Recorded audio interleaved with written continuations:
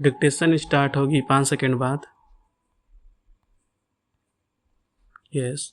पीड़िता के पिता रामलाल ने दिनांक 30/1/2013 को प्रथम सूचना रिपोर्ट संबंधित थाने में दर्ज कराई कि उसकी 9 वर्षीय पुत्री सायं 6 बजे से लापता है। उसमें यह भी कथन किया कि अपीलार्थी ने उसकी पुत्री को बीड़ी लेने के लिए किराना के दुकान पर भेजा था, तब से वह गायब है।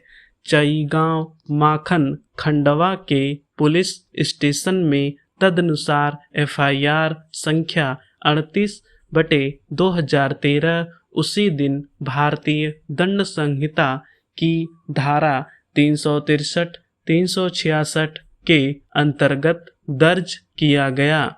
अगले दिन 2/2/2013 को खेत में पीड़िता का शव पाया गया। अपीलार्थी की गिरफ्तारी 4 फरवरी 2013 को किया गया। दिनांक 13/2/2013 को अन्वेषणोपरांत आरोप पत्र पेश किया गया, किंतु संबंधित न्यायालय ने दिनांक 18/2/2013 को मामला सत्र न्यायालय के सुपुर्द कर दिया।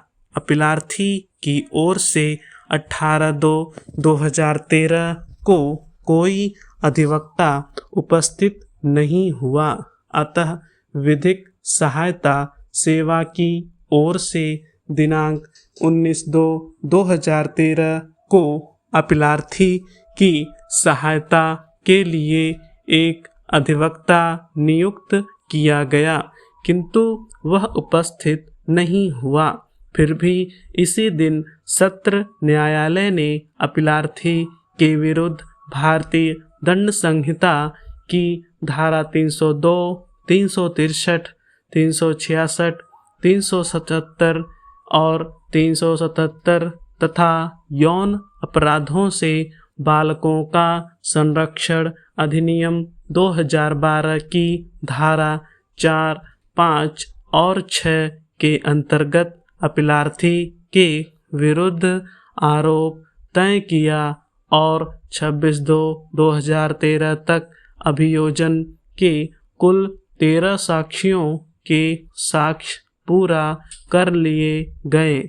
इसके बाद 27 और 28 फरवरी 2013 तथा 1, 2 और 4 मार्च 2013 तक विचारण पूरा कर निर्णय सुनाया गया। दिनांक 4/3/2013 को ही विचारण न्यायालय ने अपीलार्थी को उपर्युक्त धाराओं में दोष सिद्ध घोषित किया और उसी दिन दंडादेश के प्रश्न पर सुनते हुए अपना निर्णय भी दे दिया, जो इस प्रकार है।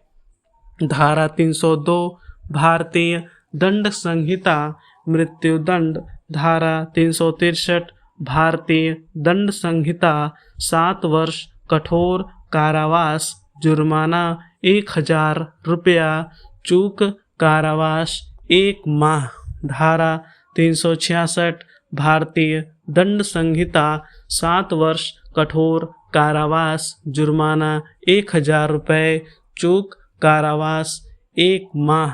धारा 377 आजीवन कारावास। समान अपराध होने के कारण पॉक्सो एक्ट की धारा 6 के अंतर्गत कोई दंड नहीं दिया गया।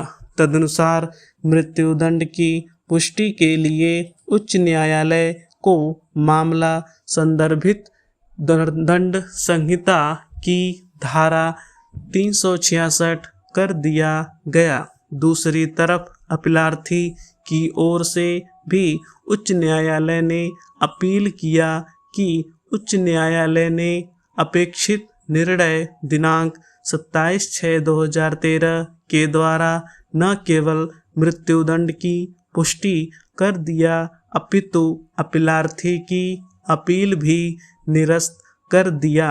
अतः यह एसएलपी उच्चतम न्यायालय में प्रस्तुत किया गया। उच्चतम न्यायालय विधिक सेवा प्राधिकरण ने अपीलार्थी के लिए श्री सिद्धार्थ लूथरा वरिष्ठ अधिवक्ता को न्याय मित्र नियुक्त किया, जिन्होंने प्रथम एवं द्वितीय सुनवाई की तिथि पर निम्नलिखित महत्वपूर्ण प्रश्न उठाए, जिन पर केंद्रित होकर पूर्ण पीठ ने न केवल अपीलार्थी के दंडादेश को निरस्त कर दिया, अपितु मामले पर पुनः विचार के लिए निर्देश के साथ अन्य निर्देश भी जारी किया। विद्वान न्याय मित्र की नियुक्ति उसी दिन हुआ जिस दिन आरोप पत्र विरचित किया गया, जिसका प्रभाव यह रहा कि विद्वान न्याय मित्र को न तो मामले का अध्ययन करने के लिए पर्याप्त अवसर प्राप्त हुआ और न ही अभियुक्त से मिलकर पर्याप्त जानकारी निर्देश प्राप्त करने का अवसर प्राप्त हुआ।